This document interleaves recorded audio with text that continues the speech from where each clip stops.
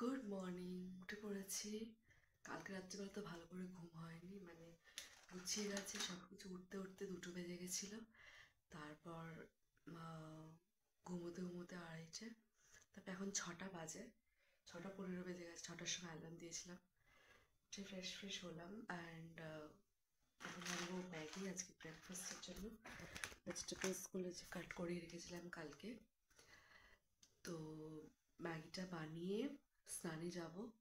স্নান থেকে এসে মামাকে ওঠাবো আর রেডি করাবো। ওর বাবা যখন উঠে পড়বে।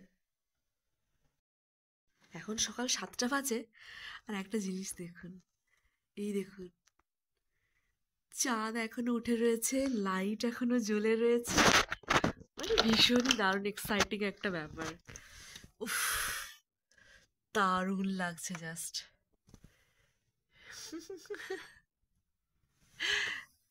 তো আমরা এখন বেরোবো। আমি হাজব্যান্ডকে ডেকে দিয়েছি। মেয়ে এখনো পড়ে পড়ে ঘুমোচ্ছে। আমার সব কাজ হয়ে গেছে। এখন চলুন রেডি হওয়া যাক। সকালবেলা ঘুম থেকে উঠে তড়িঘড়ি করে সব কাজকর্ম সারছিলাম, যে আমাদের ট্রেন 9টার সময় আছে, মানে 8টার সময় ঘর থেকে বেরিয়ে যেতে হবে। বাবাকে ডাকলাম, সব কাজকর্ম রান্না ফান্না করলাম, মানে ম্যাগিটা করলাম।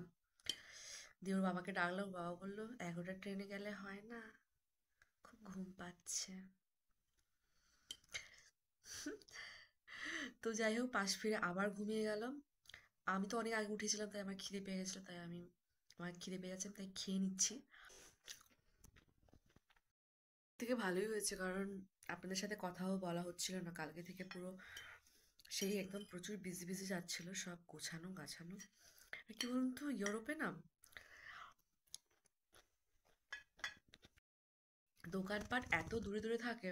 আমি বাচ্চা নিয়ে যাচ্ছি, ট্রাভেল করছি, তো আমাকে প্রত্যেকটা জিনিস হিসেব করে রীতিমতো রাখতে হচ্ছে আমার কাছে। টুকটাক খাবার দাবার, আমি তো ইনফ্যাক্ট চাল ডালও নিয়েছি, একটু আলুও নিয়ে নিয়েছি, একটু বাটার নিয়ে নিয়েছি।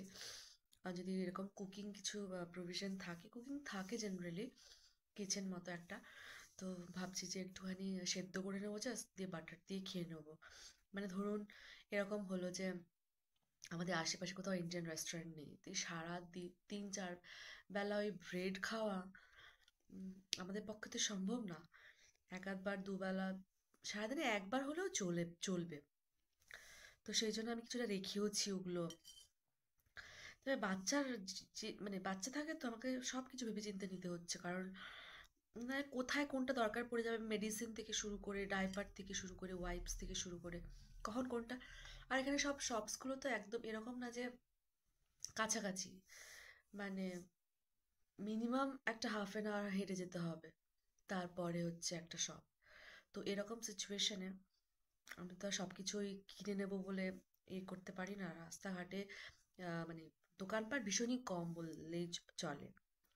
তো সেই কারণে এগুলো সব গোছাতে এত প্রবলেম হয় না কোথাও ট্রিপের আগে যাওয়ার হলে। ওর বাবা তো বলবে, না না কিছু করতে হবে না, কিছু করতে হবে না, হ্যাঁ হ্যাঁ হ্যাঁ আমি চলে যাবো, এই কিনে নেবো কিনে নেবো। আরে কিনে নেবো, কিনে নেওয়ার যদি সুযোগ না থাকে, ধরো খিদে পেয়ে গেছে হঠাৎ করে, এবার আমার স্টোর আছে ধরুন 1/2 ঘন্টা দূরে, অত দূর হেঁটে যাওয়া, কিনে আনা, তারপর খাওয়া।